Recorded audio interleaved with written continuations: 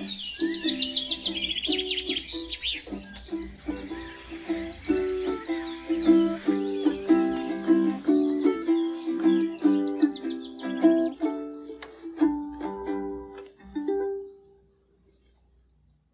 était une fois un hiver un peu compliqué dans un pays loin d'ici.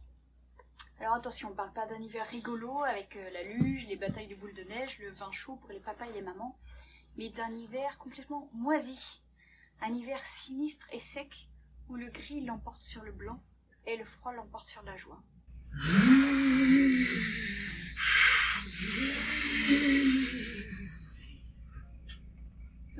Dans ce pays, il y avait une jeune fille du nom d'Agathe qui en avait ras la casquette, le bonnet, de voir ses parents tristes dans ce décor triste. Agathe, qui était une enfant pimpante... Pimpant, pimpant, Qu'est-ce que pimpant. tu fais, Agathe? Eh bien, je fais l'enfant pimpante. D'accord. Passons. Donc Agathe, qui était une enfant intelligente, mais qui aime faire l'intéressante, décide de voir ce qui nous tourne par rond dans ce triste pays tout gris. Oui, parce qu'à un moment, le gris moisi, il y en a marre. Alors, un jour, sans dire au revoir à son père, sa mère et sa sœur, elle décide de quitter la maison. Elle prend le gros manteau de son papa. Bon, il est pas très beau, mais il tient bien chaud. Elle prend les grosses chaussures de sa sœur. Celles qui montent jusqu'aux chevilles et qui permettent de patauger dans les flaques. Et enfin, elle prend le foulard de sa maman. Parce que il est un peu magique. Il a ce pouvoir réconfortant qu'ont les mamans. Agathe, tu pars vraiment comme ça? Tu penses pas que tes parents vont s'inquiéter? Alors, Agathe écrit un mot pour ses parents. Papa, maman, je pars. Je pars voir ce qui se passe. Parce que rester sans rien faire dans cet hiver rime avec rester dans la misère. Elle ouvre la porte et part en chantant pour se donner du courage. Le froid, le gris et les soucis, je les repousse loin de moi, en redonnant n'importe quoi. L'important c'est de faire du bruit. Ouh, ouh, ouh, ouh.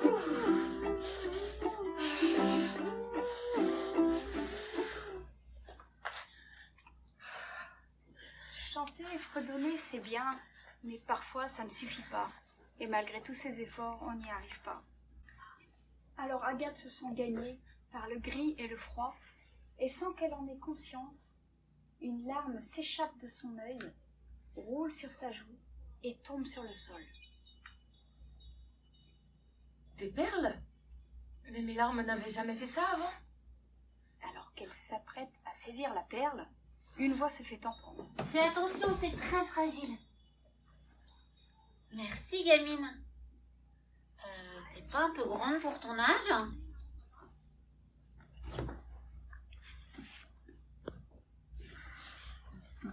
Merci, gamine. C'est un beau cadeau que tu nous fais là. Comment t'appelles-tu? Je m'appelle Agathe. T'es perdue, petite Agathe? C'est possible. En fait, c'est à cause du vent. Il fait peur, il fait froid. Et les gens restent enfermés chez eux. Moi, j'en ai ras le flocon. Eh bien, Agathe, je suis la dame hiver. Suis-moi, je vais te montrer comment nous pouvons calmer le vent. La vieille dame hiver emmène Agathe... Je suis pas gâteuse non plus, hein. Pardon, madame. La dame hiver emmène donc Agathe auprès d'une drôle de maison. Elle tire la chevillette et la bobinette choix. Non mais t'embête pas, j'ai les clés. Bon, donc, elle ouvre la porte et fait entrer Agathe. Ouais, voilà, ouais. Waouh! Mais elle est trop chouette, la biscotte! La bicoque. Eh bien, Agathe, connais-tu le rôle du vent? Tu veux parler du vent qui souffle si méchamment que les gens sont obligés de garder la tête baissée? De ce sifflement strident qui nous mord dès qu'il nous aperçoit? Il n'en a pas toujours été ainsi. Sais-tu, Agathe, que le vent est celui qui fait danser la nature? Il rythme la pluie du mois de mars et fait voler les pétales des fleurs à la fin du printemps. Puis pendant l'été, il fait tomber les fruits mûrs trop bien accrochés à leur arbre et adoucit la chaleur de la terre. Puis vint l'automne et le vent tournoyant avec les feuilles rouges et dorées, anime une fête colorée. Mais alors, pourquoi c'est devenu si méchant? Ma maison est l'horloge de l'hiver. C'est grâce à ses rouages et son tic-tac régulier que les flocons sont fabriqués. Mais elle fonctionne avec les perles de pluie du puits, qui est à sec. Alors j'essaye de récolter l'eau des larmes, des perles de pluie, mais ça ne suffit pas à faire fonctionner le cœur de la machine. Et le vent n'a plus de flocons avec qui danser. Tu veux dire que le vent n'a plus d'amis? Oui, Agathe. Alors, j'ai pris l'aiguille de la machine pour confectionner de mes mains les flocons d'hiver. Je veux t'aider à fabriquer des flocons. Les perles de pluie, on ne les trouve que dans les fleurs de coton de la forêt. Loin des hommes, histoire de garder un petit côté magique quand même. C'est la rosée qui les dépose. Il faut marcher longtemps dans le froid et la grisaille de l'hiver. Puis une fois la récolte terminée, entrer, se mettre au travail, sculpter chaque petite perle et en faire un unique et magnifique flocon. Alors Agathe et la Dame Hiver se mettent au travail. Toutes choses se menaient de concert en répartition de leurs forces respectives. La Dame savait et faisait. Agathe apprenait à trouver les perles de pluie et à sculpter le flocon. Les perles sont petites. Elles font un joli mais très léger tintement quand elles tombent sur le sol. Il faut savoir écouter. Sculpter des flocons, c'est vraiment pas de la confiture, hein. Cela prend du temps. Et chaque flocon est unique et doit le rester jusqu'à ce que le vent le fasse valser et le dépose en manteau blanc sur la terre. Allons récolter des perles de pluie! Accroche bien ton foulard. Si le vent se levait, il pourrait l'emporter avec lui. Agathe s'éloigne le long d'un chemin et cueille les quelques perles dans la rosée du matin. Quand soudain, elle entend le vent hurler, fou de rage.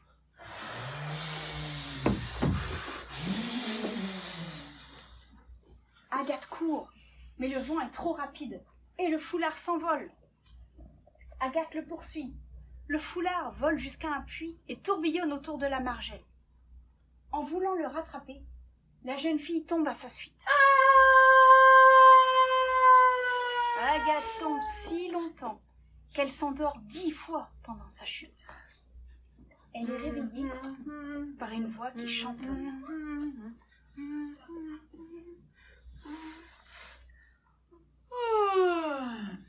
Mais où suis-je? Ça ne ressemble pas du tout à chez moi ici. Bonjour, petite. Bonjour. Vous ressemblez beaucoup à une amie à moi. Elle s'appelle la Dame Hiver. Je m'appelle Agathe. Je connais bien la Dame Hiver, même si nous ne nous voyons guère. Tu as fait un très long voyage pour venir jusqu'à moi. Où suis-je? Et pourquoi les fleurs ont-elles l'air si malheureuses? Elles craignent le soleil qui vient de se lever. Je te fais de l'ombre car il peut être très féroce. Je suis la Dame Été. Zut! Mes perles! Il faut absolument que je me mette au frais. Sinon je vais perdre toutes mes perles. Viens, je connais un endroit. La vieille Dame Été emmène Agathe Je suis pas aux fraises non plus, hein. Pardon, madame. Pardon. La Dame Été emmène Agathe auprès d'un espèce de moulin à vent. Comme il fait chaud, la porte est ouverte. C'est moins compliqué. Nous attendons désespérément le vent. Dans sa danse, il fait tourner la machine et celle-ci fabrique des nuages qui font de l'ombre et rafraîchissent la terre. Tu veux parler des nuages d'été qui ont des formes rigolotes? Oui, sans les nuages, le soleil brûle ce pays. Et sans le vent, la machine est en panne. Alors, je promène mon ombrelle sur la terre de ce pays. Mais je suis dépassée par la tâche à accomplir. C'est de plus en plus difficile. Alors Agathe a une idée. J'ai une idée! T'as une idée? Oui! Retournons voir les fleurs de coton. Attends Agathe, t'oublies pas un truc? Ah oui, je t'emprunte ça, hein? La Dame Été emmène Agathe auprès d'une fleur de coton. On dirait qu'elle pleure. Oui, mais il n'y a pas de larmes. On dirait qu'elle a soif. Oui, mais il n'y a pas d'eau ici. Je vais lui donner une de mes perles de pluie. Aussitôt, la fleur redresse la tête.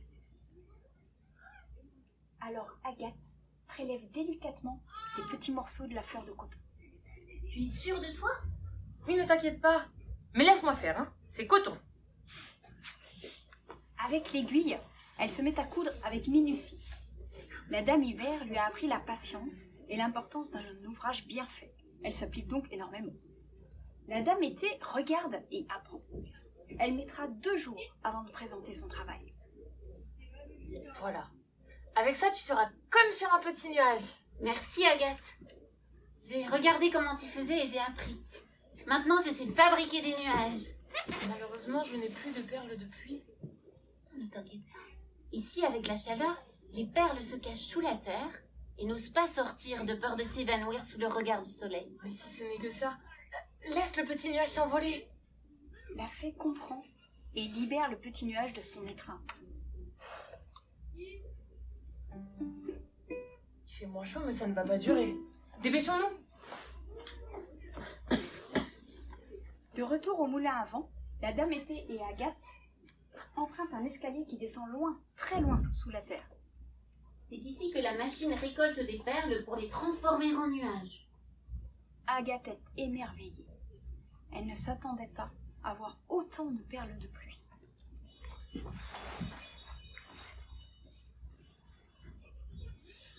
Tu sais, je pourrais garder les perles de pluie pour les donner à boire à tes fleurs et fabriquer des nuages. Mais le vent ne reviendrait pas pour autant. Si tu me confies les perles de pluie, le pays de l'hiver pourra à nouveau fabriquer des flocons. Et le vent pourra danser avec eux. Il sera libéré et reviendra visiter ton pays. Si c'est des perles de pluie dont tu as besoin pour sauver ton pays puis le mien, prends tout ce qu'il te faut. Alors Agathe et la Dame Été remplissent le sac autant que possible. La Dame Été lui donne même son panier. Puis, protégée par le petit nuage, elle se dirige à nouveau vers le puits. Dame Été, je pense que le puits magique rapportera les perles de pluie à la Dame Hiver bien plus vite qu'il ne m'a amené jusqu'ici. Agathe verse les perles dans le puits et les voit disparaître tout au fond. Au revoir, Dame Été. Le retour du vent sera le messager qui t'informera que mon plan a fonctionné. Alors j'attends ce messager avec impatience. Au revoir Agathe. Au revoir, Dame Été. Les perles glissent et tombent jusqu'à l'autre bout du monde. Dame Hiver se rendra-t-elle compte? Écoutons. Dame Hiver, Dame Hiver, Dame Hiver, Dame Hiver. Attirée par la musique, la Dame Hiver se rapproche du puits et n'en croit pas ses yeux quand elle voit surgir Agathe et toutes les perles de pluie. Dame Hiver! Elle a à peine le temps de lui raconter son aventure avec la Dame Été qu'on entend le vent se rapprocher. Dépêchons-nous! Ensemble, elles remettent en route la machine à flocons en versant les perles de pluie. Les flocons se mettent à sortir de la machine et alors que le vent se rapproche prêt à mordre, les flocons se mêlent à lui et il devient paisible, puis joyeux. Il se met à siffler, accompagnant le chant de la Dame Hiver. Le froid, le gris et les soucis, je les repousse loin de moi.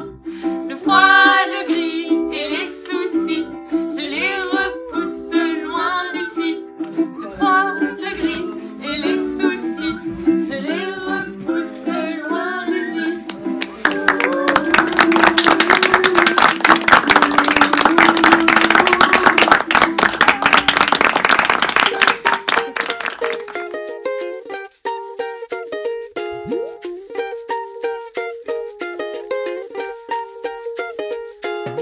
Bonjour douanier, je suis le barde, relève ta hallebarde. Ce petit bagage, ce petit étui, ce n'est pas celui d'un tueur à gages, c'est ma crevette.